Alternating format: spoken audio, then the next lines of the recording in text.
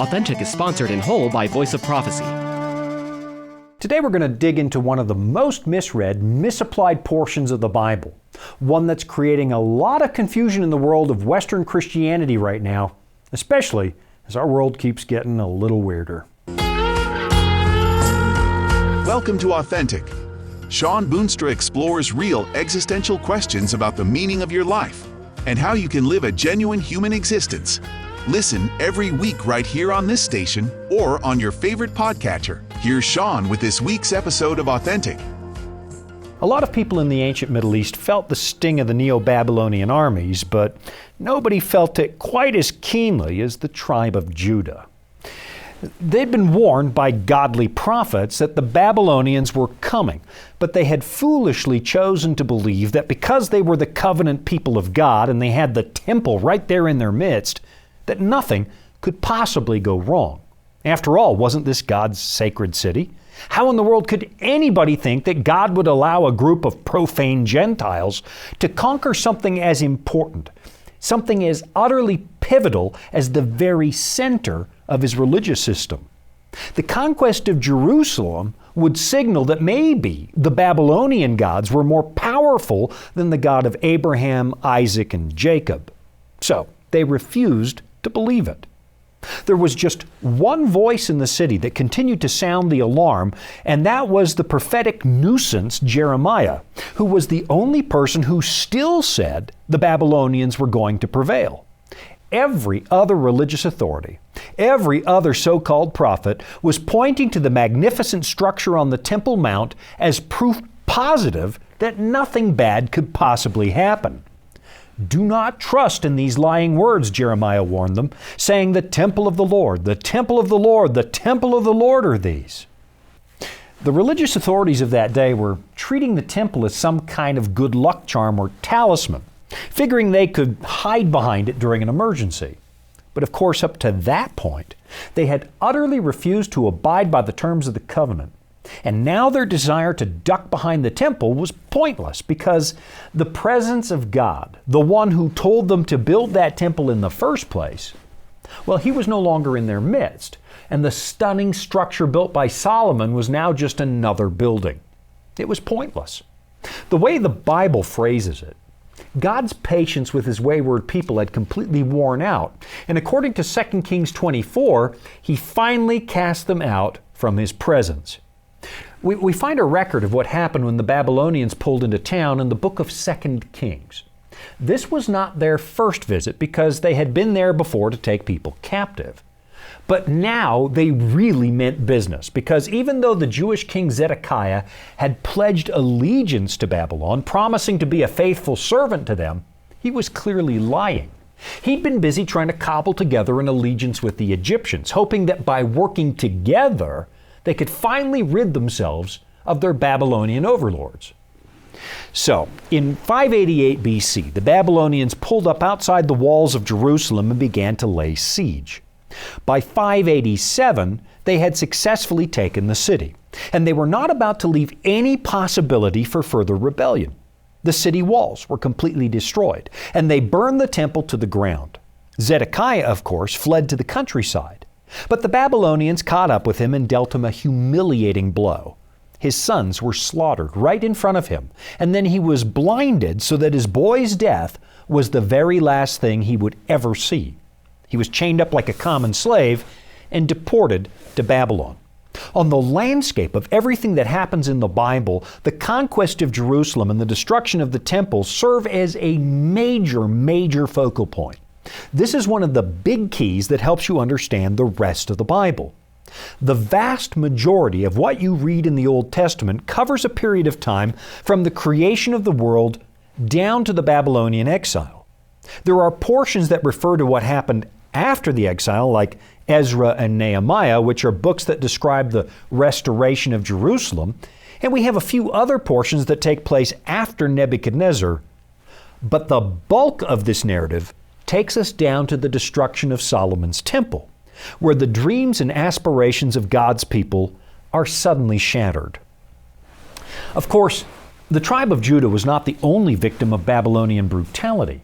All of their neighbors had also felt the wrath of Nebuchadnezzar's armies. But for the Israelites, it was particularly humiliating. Their ancient father Abraham was a Chaldean who migrated to the promised land from the city of Ur. Abraham was promised that the entire region now known as the Holy Land would belong to his descendants, who would be as numberless as the grains of sand on a beach. Abraham's children were considered to be the bride of God, as the prophet Ezekiel explained after the Babylonian conquest. When I passed by you again and looked upon you, God tells his people through the prophet, indeed your time was the time of love. So I spread my wing over you and covered your nakedness. Yes, I swore an oath to you and entered into a covenant with you, and you became mine, says the Lord God. The relationship between God and Israel was a love story, quite literally born in heaven. But the bride, who originally hailed from Chaldea, proved to be unfaithful. So now she was being returned in shame to her family.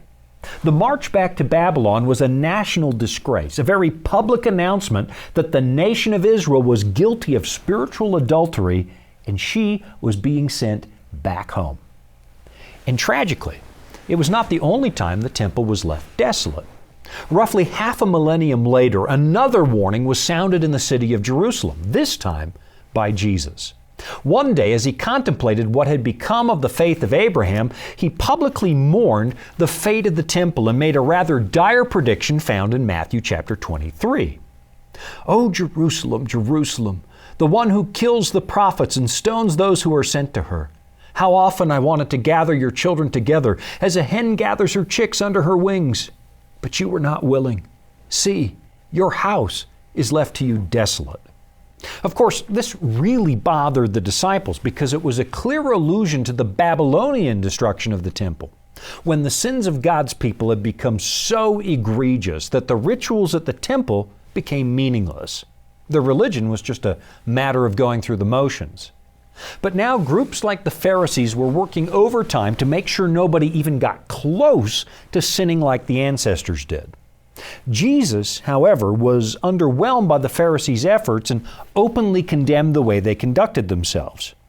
"Woe to you, scribes and Pharisees, hypocrites," he said, "for you are like whitewashed tombs, which indeed appear beautiful outwardly, but inside are full of dead men's bones and all uncleanness. Even so, you also outwardly appear righteous to men, but inside you are full of hypocrisy and lawlessness." It was all very concerning to the disciples, who ironically began to make the same plea as the false prophets of Jeremiah's day. They appealed to the temple. Here's what it says in Matthew 24, right after Jesus predicted that the temple would be left desolate. "Then Jesus went out and departed from the temple, and his disciples came up to show him the buildings of the temple. And Jesus said to them, 'Do you not see all these things? Assuredly I say to you, not one stone shall be left here upon another that shall not be thrown down.'" Of course, in hindsight, we all know that Jesus was completely right. A few years later, in AD 70, in the midst of a rebellion that the Romans wanted to squash, one soldier pushed a lit torch inside the temple and it lit the entire place on fire. The temple burned to the ground along with the zealots who were hiding inside, and when the flames finally died down, the Romans disassembled what was left, block by block, essentially creating the Temple Mount that you can still see to this day, which is nothing but a single wall where people come to pray. What's amazing about this national tragedy is the way that it was entirely predictable, and not just because Jesus announced it just a few years before it happened. The fate of the temple had actually been predicted during the Babylonian captivity hundreds of years in the past. I'll be right back after this. Life can throw a lot at us. Sometimes we don't have all the answers. But that's where the Bible comes in. It's our guide to a more fulfilling life. Here at the Voice of Prophecy, we've created the Discover Bible Guides to be your guide to the Bible. They're designed to be simple, easy to use, and provide answers to many of life's toughest questions. And they're absolutely free. Sign up at BibleStudies.com today and start your journey of discovery. This is Authentic with Shawn Boonstra and the Voice of Prophecy. The Temple Mount in Jerusalem is still one of the world's most contentious spots. Today it's controlled by Muslims, and it features the Dome of the Rock, a magnificent shrine that marks the place where they believe is the spot where Muhammad began his miraculous night journey, which he said was a visit to heaven. Now, today there's a segment of Western Christianity that believes that in order for Christ to return, the Jews must reclaim the Temple Mount and build a third temple, which of course poses a bit of a problem because in order to do that, you'd have to compromise one of the holiest sites in Islam. The potential for an international incident is absolutely massive. All it would take to spark a major conflict is for one well-meaning zealot to do something, well, radical. Right now, as it stands, non-Muslims are not even allowed to pray on the Temple Mount, which is admittedly a hard thing to enforce, but the regulation is there. The Muslims are determined that this spot belongs to them. Now, just before the break, I said that the destruction of the Second Temple was actually predicted during the Babylonian captivity. And right now I'm going to demonstrate that. So you might want to grab a copy of the Bible and follow along, because we're going to look at a passage from the Old Testament that in recent times has been taken out of its context to make it say things it was never intended to say. I'm talking about Daniel chapter 9, which a lot of modern Western Christians assume is talking about a last day scenario in which the Antichrist starts to make trouble for the entire planet.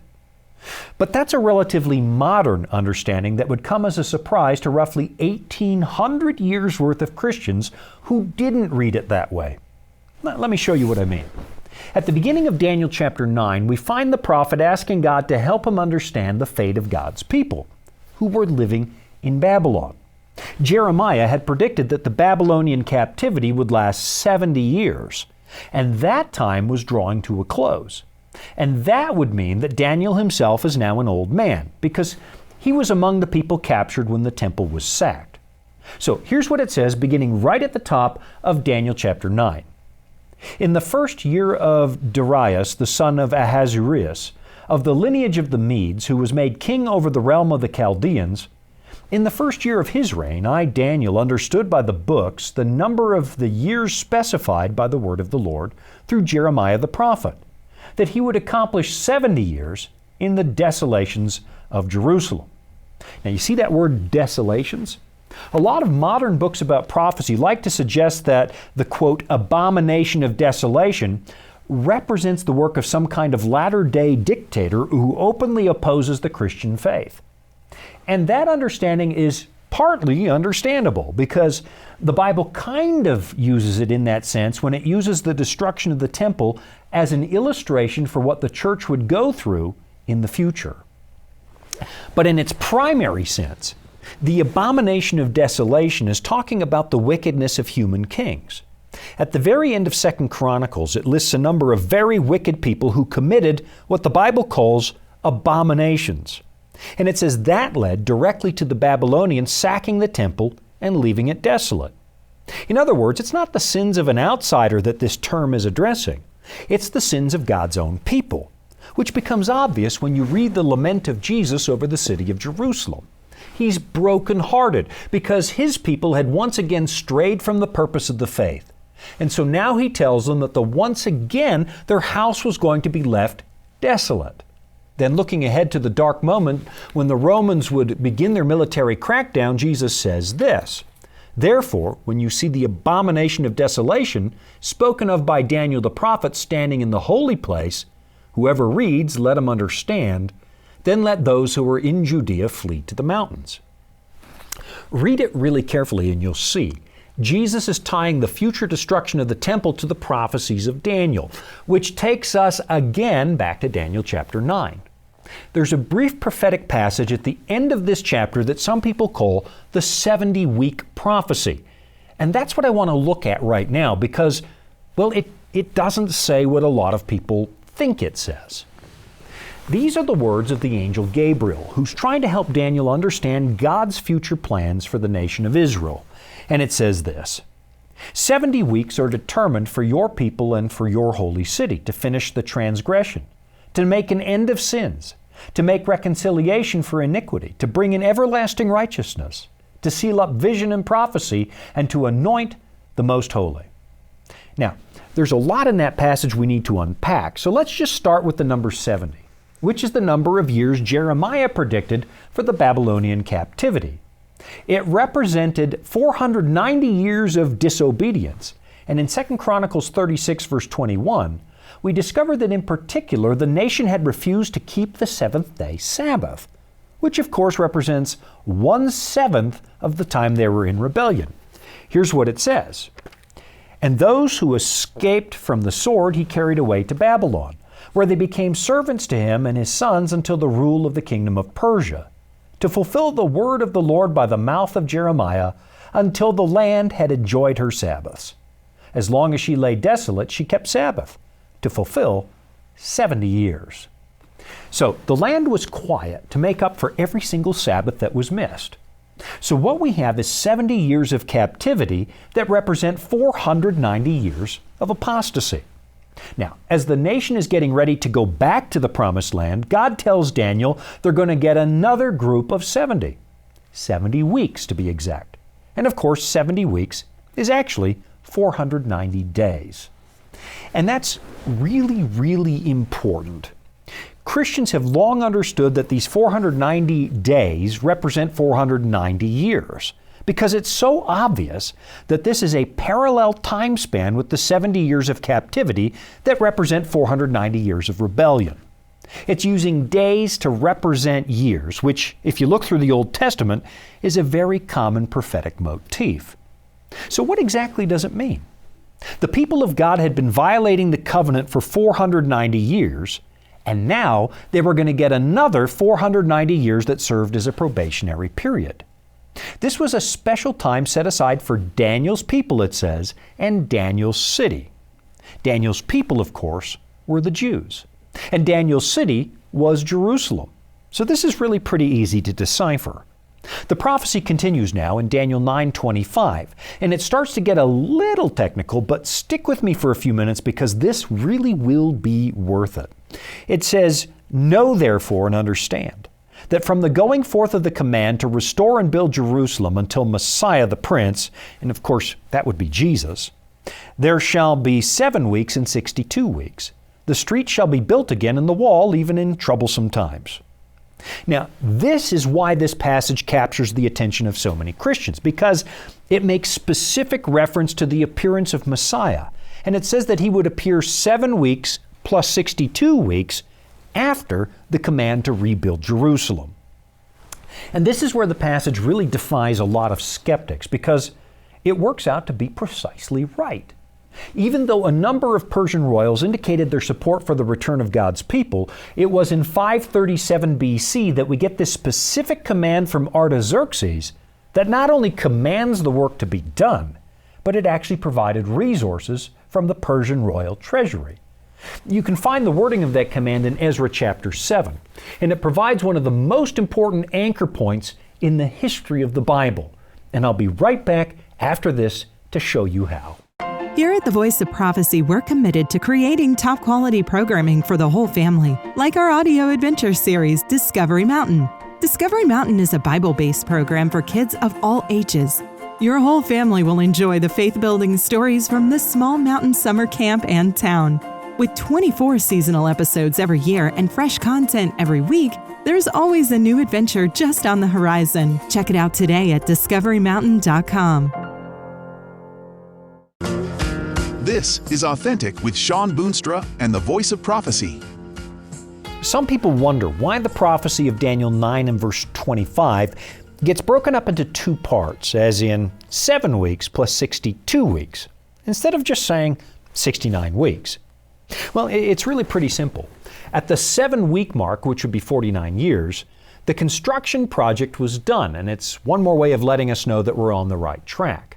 The entire prophecy, the 69 weeks, totals 483 prophetic days, or literal years, which takes us to the year AD 27. Now, if you're doing the math at home, you might find that a little confusing because 483 added to 457 should take you to 26 AD instead of 27. But of course, there's no such thing as a year zero. 1 BC was immediately followed by 1 AD, so you've got to account for that when you do the math. That way, 483 takes you to the year 27 AD, which is the 15th year of Tiberius Caesar, which is exactly the year that Jesus was baptized and began his public ministry. In other words, Messiah showed up exactly on time. I mean, haven't you always wondered why Jesus just stayed in the background until later in life? Why not start his public ministry earlier? Well, at the age of 30, he would have had a lot more clout, but there's another reason. It just wasn't time yet. In AD 27, the prophecy of Daniel 9 was coming to pass, and it was time for God to announce his Son to the public, which is exactly what he did at Christ's baptism. The Bible tells us that the Holy Spirit descended on Christ that day, and a voice from heaven said, "This is my beloved Son, in whom I am well pleased." It happened right on time, right according to schedule. This is why so many people find this so compelling and why skeptics tend to skip past Daniel 9, because it's really hard to explain this away. And if this was the only thing that prophecy got right, that'd be worth paying attention to, but it's really just getting warmed up. Here we go on to verse 26, where it says, "And after the 62 weeks Messiah shall be cut off, but not for himself." Now, remember, back in the previous verse, it was 7 plus 62 weeks. And what it's telling us is that after that whole period of time is finished, sometime after 27 AD, Messiah was going to be cut off for other people, which is obviously what happened after 3.5 years of public ministry. Jesus was crucified. Then it continues, "And the people of the prince who is to come shall destroy the city and the sanctuary. The end of it shall be with a flood. Until the end of the war, desolations are determined." Now, for some strange reason, modern Christians tend to take this verse and stick it way off in the future, in what they assume will be the last few years of this earth's history. But when you see what Jesus said about the abomination of desolation in the book of Daniel, it becomes really, really obvious that this is referring to the sack of the city and the temple by the Romans, when not one stone shall be left here upon another. This really has nothing to do with final events, except maybe in the way that it foreshadows them. What it's telling us is that after Jesus was crucified, somebody was going to come and destroy the city and the temple, the same way the Babylonians did. And of course, that was clearly the Romans who did that in AD 70. And if that's not incredible enough, let's keep pushing on to verse 27. Now, I know this is a lot of nitpicky detail, but this is important because, again, today, this is easily one of the most misused, misread passages in all of Scripture. People have been ripping this out of its immediate context and transporting it 2,000 years into the future and making it about Antichrist. But read it very carefully because the language in the context speaks for itself. This is clearly about Messiah the Prince, who would be Jesus. And what it tells us is when we should expect to see his appearance and that he would be cut off for other people sometime after that. But then it continues with what might just be the most breathtaking part of this whole thing. Verse 27. "Then he shall confirm a covenant with many for 1 week. But in the middle of the week he shall bring an end to the sacrifice and offering." Now, this is the part that gets a lot of people confused because what we've done, especially in recent years, is make this about some last day Antichrist. And people say he's going to appear in Jerusalem and make a covenant with the Jews and then break it after 3.5 years. But here's what you need to know. That is not how Christians have historically understood this. Remember, the subject is the second 490 years of probation for Daniel's people, and the subject is the appearance of Messiah. Jesus' ministry lasted 3.5 years, which is half of 7. It's half of a prophetic week. And what he did with that time was confirm the covenant with God's chosen people. In fact, he ratified the new covenant at the cross, where he certainly brought an end to sacrifice and offering. I mean, the veil in the temple was ripped in two at that very moment. Why? Because the death of Christ suddenly makes all the animal sacrifices completely unnecessary. Then his disciples continued to work in Jerusalem until Stephen the deacon was suddenly martyred in AD 34, 3.5 years after the death of Christ. And at that point, the famous martyr makes one last plea to the religious leadership, after which they put him to death. And who was sitting there? Saul, who later became Paul, the missionary to the Gentiles.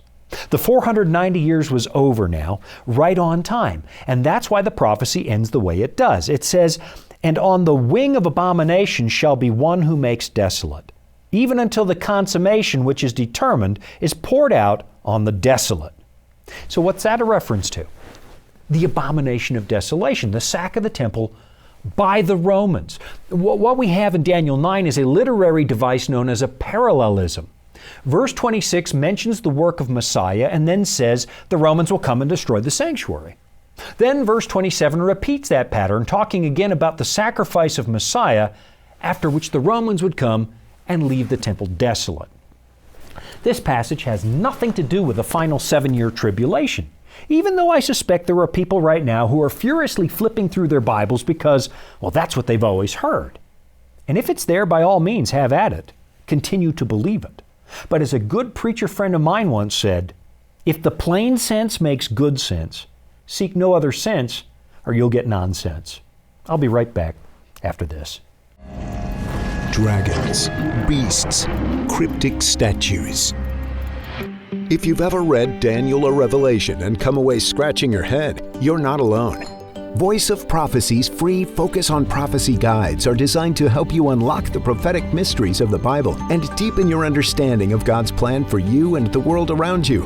You can study online or request them by mail. Visit BibleStudies.com and start bringing prophecy into focus today. Welcome back. It's Authentic with Shawn Boonstra and the Voice of Prophecy. Well, all I've really managed to do is just crack the seal on Daniel 9, and I'm going to leave it to you to dig a little deeper. But I guess my big point is this. We often overcomplicate the Bible by trying to make it fit what the current culture says. And as a result, we've kind of lost track of one of the most elegant, one of the most convincing passages of the Bible when it comes to demonstrating that Jesus really was the long-awaited Messiah.